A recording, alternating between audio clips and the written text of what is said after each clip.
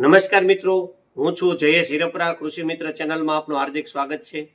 આજે વાત કરવાની છે કે આધુનિક ખેતીમાં મલ્ચિંગ અને ગ્રો કવરના વાપરવાની રીત અને એના ફાયદા વિશેની.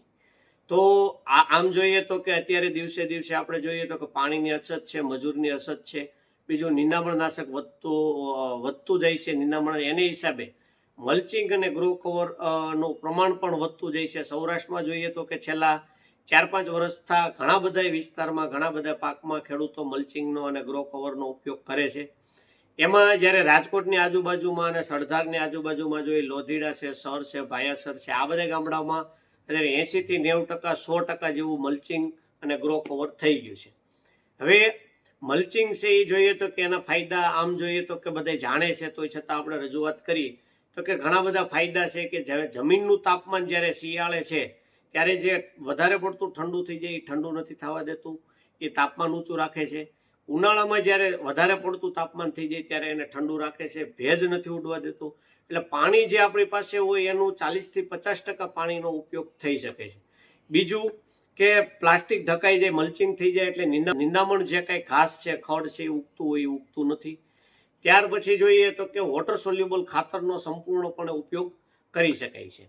હવે આનું મલ્ચિંગ જ્યારે પાથરવાનું હોય ત્યારની સામાન્ય રીત કઈ તો કે વ્યવસ્થિત ખેડ કરી અને રોટાવેટર મારી જમીનમાં બહુ મોટા ઢેફા ના રહે એ રીતે ખેડ કરી અને ત્યાર પછી જોઈએ તો કે એના જે 2.5-3 ફૂટના જે પાળા છે એ પાળા કરી અને પાળા ઉપર જ્યારે ટ્રેક્ટર વડે જે મલ્ચિંગનો રોલ છે જે 4.5 ફૂટનો 4 ફૂટનો આવે છે એ દબાવવામાં આવે છે.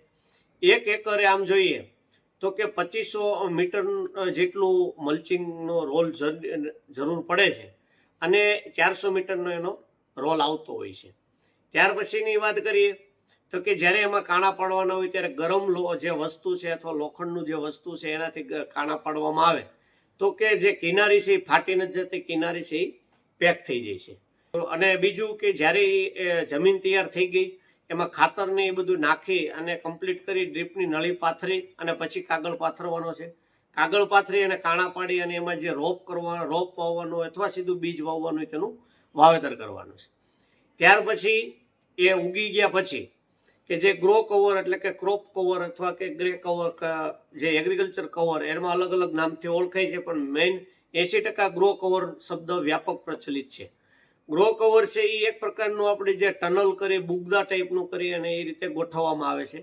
અમુક ખેડૂતો એવું પણ કરે છે કે સીધું પાળા ઉપર મૂકી દે છે, પણ જ્યારે બુગદા ટાઈપ એટલે કે ટનલ ટાઈપ કરી અને જે સળિયા છે એને વાળી અને ઉપર જ્યારે કાપડ ઢાંકી દેવામાં આવે છે તો એમાં ખુલ્લું જગ્યા રહેશે અને સ્પેસ પણ રહેશે. વેલાવાળી જેટલી કંઈ વસ્તુ છે એમાં જે તરબૂચ ટેટી છે, તુરિયા છે, કારેલા છે, ગલકા છે, આ બધા પાકને એમાં વાવવામાં આવે તો ગ્રો કવરથી એક ફાયદો એ થાય કે એક માઇક્રો ક્લાઇમેટ ઊભું કરે છે. એટલે કે તાપમાન જ્યારે વધી જાય છે, ઠંડી વધી જાય છે તો એની અસર સામે એને રક્ષણ આપે છે. બીજું એ છે કે જે શરૂઆતના સ્ટેજમાં ચૂસિયા જીવાત જે કંઈ છે, થ્રિપ્સ છે, મોલોમચ્છી છે, સફેદ માખી છે, લીલા ચૂસિયા, એનો એટેક નથી થવા દેતું. બીજું વાયરસને પણ એને આવવા નથી દેતું. એટલે 40-45 દિવસ સુધી ગ્રો કવર રાખવામાં આવે છે. જે ગ્રો કવર છે એ નોન વોન કાપડનું હોય છે અને 17 થી 20 GSM એટલે ગ્રામ પર સ્ક્વેર મીટર નો ઉપયોગ થાય છે. એથી વધારે જો જાડુ ઉપયોગ કરવામાં આવે તો એમાં ઓક્સિજનની જે છે એ અવર જવર ના થતી હોય. મલ્ચિંગ છે એમાં પણ 20 થી 25 માઇક્રોનનો વધારે પડતો ઉપયોગ થાય છે. 20 માઇક્રોનનો એ જે છે એ એક જ પાક લઈ શકાય છે. 25 માઇક્રોન છે એમાં આપણે 2 પાક કે 3 પાક લઈ શકીએ. એક વેલાવાળો પાક લીધો હોય ત્યાર પછી એક ભીંડો છે, મરચી છે, એવો પાક લઈ શકીએ.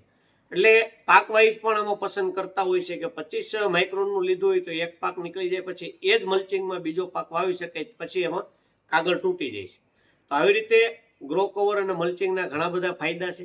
ગ્રો કવર છે 1 એકરે 1000 મીટર જેવી જરૂરિયાત પડતી હોય છે. ખર્ચની પણ વાત કરીએ તો ખર્ચમાં પણ એવું છે કે જ્યારે 1100-1200 રૂપિયા જેવો મલ્ચિંગનો ખર્ચ વીઘે થતો હોય છે અને ગ્રો કવર છે એ આપણને 4000 થી 5000 રૂપિયા જેવો એક વીઘે ખર્ચો થતો હોય. પણ ગ્રો કવર છે એ ઘણા સમય હાલે છે, લગભગ 3-4 વર્ષ સુધી જાળવીને વાપરે તો ચાલે છે. મલ્ચિંગ છે એ 1 થી 2 પાક પૂરતું ચાલે છે. મલ્ચિંગ દર વખતે બદલવું પડે છે. વિશેષ માહિતી જો જોતી હોય તો આ ડિસ્પ્લે ઉપર જે નંબર બતાવવામાં આવ્યો એની ઉપર ફોન કરીને વિશેષ માહિતી પણ તમે મેળવી શકો છો.